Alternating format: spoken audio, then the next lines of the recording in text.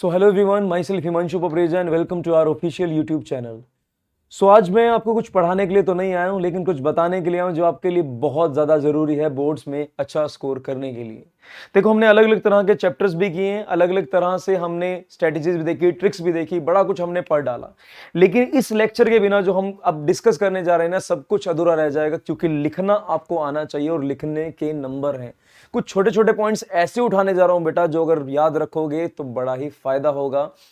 इस पॉइंट्स को छोड़कर अगर तुम जाओगे बहुत पछताओगे, बहुत पछताओगे।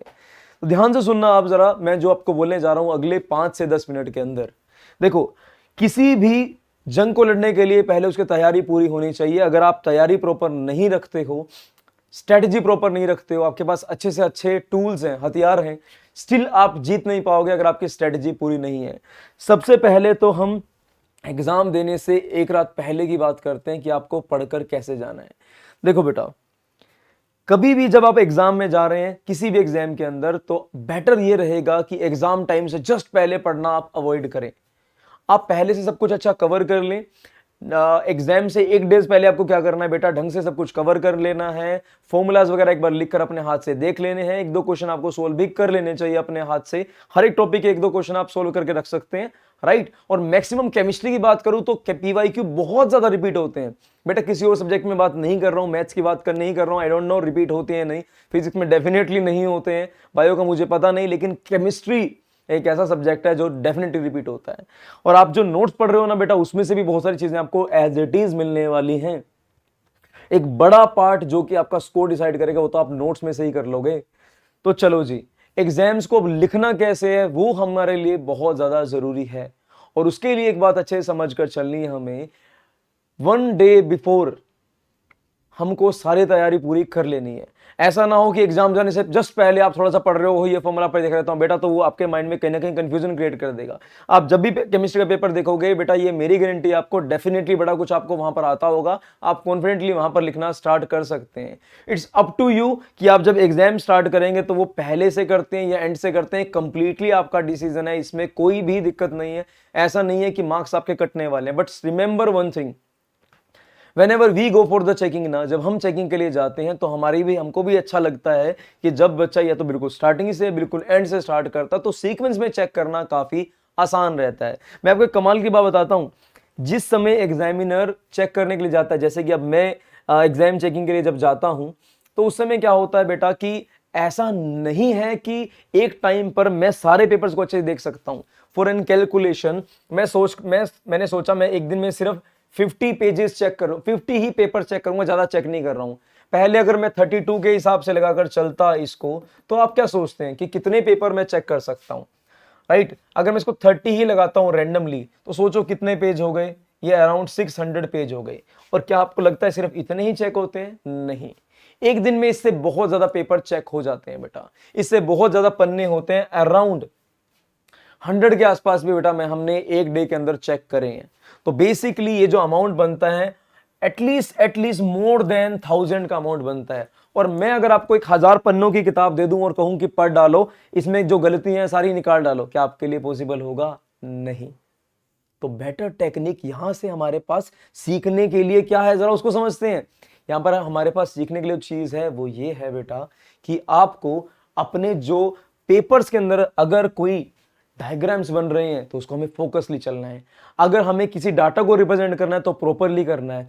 किसी क्वेश्चन के अंदर अगर डायग्राम्स बनते हैं, जैसे कि ऑर्गेनिक के स्ट्रक्चर अलग अलग बनते हैं, तो कोशिश करनी है कि वो बिल्कुल एप्रोप्रिएट बनाएं, थोड़े से अच्छे बनाकर चलें, ताकि उसका बहुत बड़ा रोल आपकी आंसर स्कीम में मिलने वाले मार्क्स पे बहुत बड़ा इंपैक्ट डालने वाला है।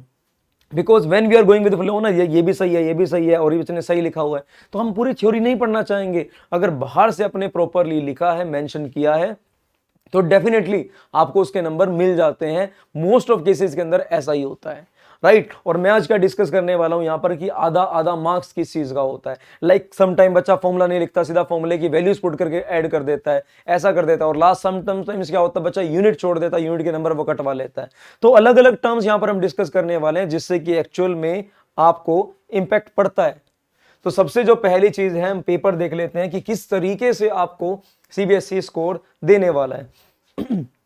लाइक अगर आप यहां पर बात करें पहले ही क्वेश्चन की, तो इस पहले क्वेश्चन में अपने को क्या सीखने को मिलता है बेटा, ये क्वेश्चन तो डायरेक्ट 1 नंबर का था, आपको इंक्रीजिंग ऑर्डर में इसको इंक्रीजिंग ऑर्डर में अरेंज करना है। लेकिन मोस्ट कॉमनली अगर मैं बोलूं 70 to 80% बच्चा गलती क्या करता है, इसको डिक्रीजिंग ऑर्डर में अरेंज करने की कोशिश करता है, जस्ट लाइक दिस अरेंज करना। अब आपको पता है फिनोल ही है वो, मान लिया हमने राइट, पीके की वैल्यू आपको गिवन होती है पर अल्टीमेटली होता क्या है बेटा कि हम इसको हम अरेंज कर देते हैं डिक्रीजिंग में, जो कि बहुत ही गलत स्ट्रेटेजी है। आप ध्यान से देखना बेटा, हमें इंक्रीजिंग पूछा होता है और हर बार हर साल में इसके बहुत सारे नंबर मुझे काटने पड़ते हैं, क्योंकि बोर्ड के आंसर की में ऐसे ही है और कट करना पड़ेगा, राइट। मैं चाहता हूं कि नंबर दिए जाएं, पर एक लिमिट तक हम इस चीज को सेटअप कर सकते हैं। तो ये जो चीजें हैं आप इनको जरा ध्यान से समझना। अब जैसे कि क्वेश्चन यहां पर बनते हैं, इस क्वेश्चन के अंदर आपसे रीजन पूछा गया है कि भाई ऐसा क्या रीजन है भाई, कि ऐसा क्या रीजन है भाई जिस वजह से बॉइलिंग पॉइंट बढ़ रहा है। तो उसका रीजन हम डायरेक्टली लिखेंगे हाइड्रोजन बॉन्डिंग। एक्सटेंसिव अगर आपने नहीं लिखा तो कोई फर्क नहीं पड़ता उस बात से, आपका रीजन क्या होना चाहिए, बिल्कुल सही होना चाहिए, राइट। रिलेटेड सा भी मिल जाएगा तो आपको डेफिनेटली मार्क्स वहां मिलने वाले हैं, पहली चीज। अब देखें यहां पर, अब जो मेन यहां पर दूसरी चीज आती है उसको भी फोकस करते हैं। बेटा देखो, अब जब आपसे क्वेश्चन आते हैं पार्ट्स के अंदर तो उसको आप किस तरीके से डील करेंगे। लाइक इस सेकंड क्वेश्चन के अंदर बोला गया आपको कि भाई, इस जो सेकंड क्वेश्चन है इसमें बोला गया आपको कि ए और बी दोनों को डाइल्यूट कर दिया है, राइट। आपको क्या लिखना है, इन दोनों में से स्ट्रॉन्ग कौन सा है, तो आधा का नंबर तो यहां पर आ गया भाई, बी स्ट्रॉन्ग है, आधा नंबर तो इसका ही बन गया।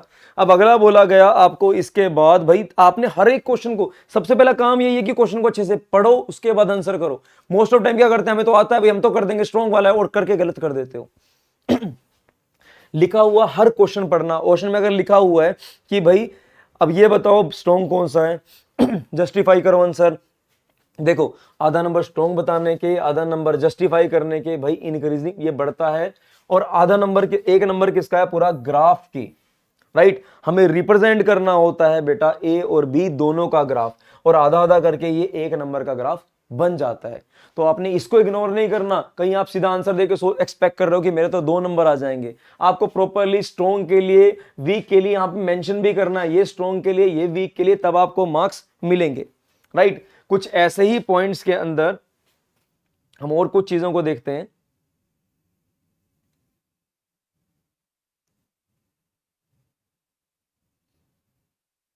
देखो अब जैसे कि कुछ कन्वर्जन वाले क्वेश्चन आते हैं। अब कन्वर्जन वाले क्वेश्चन के अंदर आपकी अपनी अपनी स्ट्रेटजी रह सकती है, बट आपको ध्यान रखना है कि कन्वर्जन जब आपने प्रैक्टिस करी थी तो आपने क्या क्या स्टेप फॉलो करे थे। आपने जिंक डस्ट डाला था, राइट। उसके अंदर कंसंट्रेटेड H2SO4 के साथ, कंसंट्रेटेड H2SO4 के साथ आपको HNO3 डालना जरूरी था। इन सब चीजों को आप देखकर चलना। अब ये जो सैंपल पेपर है इसमें डाइजोनियम के क्वेश्चन भी हैं, तो आपको जो मेरे नोट्स मिल रहे हैं उसमें भी डाइजोनियम के क्वेश्चन आपको वहां पर मिल रहे हैं। आपने उसको भी क्या करना है, अच्छे से करके चलना है, राइट। अब देखिए आगे की चीज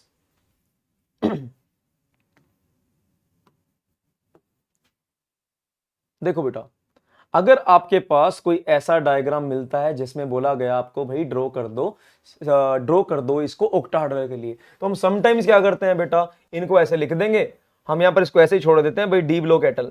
इसे लिखे ना बेटा यहाँ पर कि नॉर्मल स्टेट के अंदर है, यहाँ पर लिखो ना यहाँ पर कि डी जनरेट के अंदर ना, इनके सब इक्वल एनर्जी के अंदर है, उसके बाद आपको स्प्लिट करके दिखाना है बेटा। तो प्रॉपर वे के अंदर आप इसे मेंशन करें। और जब ये क्वेश्चन होते हैं बेटा टाइप्स के अंदर डिवाइड होकर आते हैं, उनको भी देखो। अगर यहां पर हम बात करते हैं तो बेटा देख रहे हो आप, हर एक स्टेप के हमने यहां पर नंबर डिसाइड किए हैं, और ये तो फिर भी ठीक है। न्यूमेरिकल में सबसे ज्यादा रोल है। देखो मैं न्यूमेरिकल वाले में बताता हूं आपको कि वहां कैसे नंबर मिल रहे हैं देखो, अब यहां पर अगर आपसे क्वेश्चन पूछा, न्यूमेरिकल वाले क्वेश्चंस भी देख लेते हैं एक बार। हाँ, अब जरा ध्यान से देखो, अगर इन्होंने बोला है यहां पर, अगर आप ये इक्वेशन लिख रहे हो, इक्वेशन बना रहे हो ना, इक्वेशन लिखने के बाद इसका भी आधा नंबर है, इनके हिसाब से अगर ये लिखोगे तो इसका भी आधा नंबर है। तो हमें यहां पर प्रॉपरली क्वेश्चन को लिखना है, प्रॉपर इक्वेशन बनाकर इसे हमने मेंशन करना है। इसके बनाने का आधा नंबर है। अगर आप इक्वेशन नहीं बना रहे हो ना बेटा, तो उसके नंबर आपके डेफिनेटली कटने वाले हैं। आप यहां पर देखो इस स्टेप के कि Al3+ को लिखने के नंबर है। मोस्ट ऑफ टाइम बच्चा क्या करता है, यहां पर वैल्यू पुट कर दी और बात खत्म, लो जी हमारा आंसर आ गया, आंसर मेरा सही आ गया, फुल मार्क्स मेरे आ जाएंगे। लेकिन वो गलत फहमी है, ऐसे फुल मार्क्स नहीं आएंगे। आपको पहले क्वेश्चन लिखना है, क्वेश्चन में क्या क्या चेंज, क्या क्या कंसेशन दे रखी है वो लिखना है, इलेक्ट्रॉन का चेंज, हर एक चीज को अच्छे से फिल करनी है। उसके बाद जो फाइनल यूनिट आ रही है बेटा वो भी वी पुट करना है, और इसका भी क्या है बेटा, आधा नंबर है। आंसर का आधा नंबर, सिर्फ आधा नंबर किसका है, यूनिट का, और एक नंबर किसका है बेटा, कैलकुलेशन का। यानी कि जिस आंसर के पीछे तुम कहते हो मेरा आंसर नहीं आया, मेरे नंबर कट जाएंगे, उसके नंबर तो कटते नहीं। उसका कितना नंबर है, सिर्फ आधा नंबर। एक नंबर किसका है बताना जरा यहां पर। एक नंबर की चीज है यहां पर कैलकुलेशन। तो चलो जी, ये वाला फोकस भी हमने देखा, और हर जगह पर देखो हम, चाहे हाफ लाइफ हो चाहे फुल लाइफ हो, उसके लिए फॉर्मूला अपने को पुट करने की बिल्कुल बिल्कुल जरूरत है। जब तक आप लिखे नहीं तब तक आपकी बात बनने नहीं वाली। अब कल मैं एक सैंपल पेपर भी सोल्व करवाने वाला हूं, कोशिश करूंगा कि 2 करवा दूं, जितना मैक्सिमम हो पाएगा उसको सोल्व करा दूं। चलो जी, अब देखो कई बार हम क्या कहते हैं कि हमारा जो आंसर आ रहा है ईयर्स में आ रहा है। बेटा आप ईयर में भी आंसर दोगे तो गलत नहीं होगा। बच्चों को मोस्ट कॉमन रहता है, नहीं सर सेकंड में कन्वर्ट मल्टीप्लाई करके सेकंड में देना पड़ेगा। बेटा सेकंड में आंसर देख गलत दोगे तो दिक्कत हो जाएगी, तो आपको इसको ईयर में ही दे दो तो ही ठीक है, कोई दिक्कत वाली बात नहीं है। हाँ, अगर आपके पास टाइम बचा हुआ है स्पेयर, जो कि केमिस्ट्री के पेपर में बचता है, केमिस्ट्री का पेपर थोड़ा जल्दी खत्म हो जाता है, तो आप वहां पर टाइम प्रॉपरली दे सकते हो। और ये सब चीजें पढ़ाने के साथ साथ जरूरी थी, क्योंकि हमने जब ज्यादा टाइम इस पे लगाया, इतनी मेहनत करी, और यहां नंबर आपके कट जाए तो ये मुझे बर्दाश्त नहीं होगा। आप देख रहे हो हर एक फॉर्मूला तक के नंबर है, फॉर्मूले को अपने को ध्यान से देखकर चलना है, इसको छोड़ना मत। मैं आपके साथ खड़ा हूं आखिरी दिन तक। बट हाँ, मेरे हाथ में मार्कर है बेटा, पेन नहीं है कि मैं आपके लिए कुछ लिख दूं। मुझे हाँ, ऐसा आपको ही लिखना पड़ेगा बेटा। तो चलो जी, अब देखते हैं आगे। ये वही सेम रिएक्शन आपको हर तरह हर जगह पर मिलने वाली है। तो जी, अब यहां पर देखो कुछ जगह पर क्या होता है, जब आपसे क्वेश्चन पूछे जाते हैं यहां पर इनऑर्गेनिक से रिलेटेड, तो इसके जो आंसर होते हैं बेटा, मोस्ट कॉमनली अगर आपको कुछ नहीं मिल रहा, जैसे कि मैं एक लास्ट टिप आपको दे देता हूं, डी ब्लॉक के अंदर अगर कोई नहीं मिल रहा ना, तो आपको पता है 5 प्रॉब्लम 1 सोल्यूशन तो होती है। कोई कलर्ड है तो अनपेड इलेक्ट्रॉन, कोई मैग्नेटिक प्रॉपर्टी है तो अनपेड इलेक्ट्रॉन होंगे, अगर कोई स्ट्रॉन्ग बॉन्डिंग कर रहा है तो अनपेड इलेक्ट्रॉन होंगे, राइट। क्योंकि छठे बंदे ही क्या कर सकते हैं, बॉन्डिंग कर सकते हैं किससे, और रंगीलिया उनकी जिंदगी में होती है, या फिर इधर उधर अट्रैक्ट होते हुए फिरते हैं। जो फ्री स्टेट के अंदर है, जो कंबाइंड स्टेट के अंदर मेरे जैसे पेयर्ड लोग हैं, वो इधर उधर अट्रैक्ट होते हुए नहीं फिरते।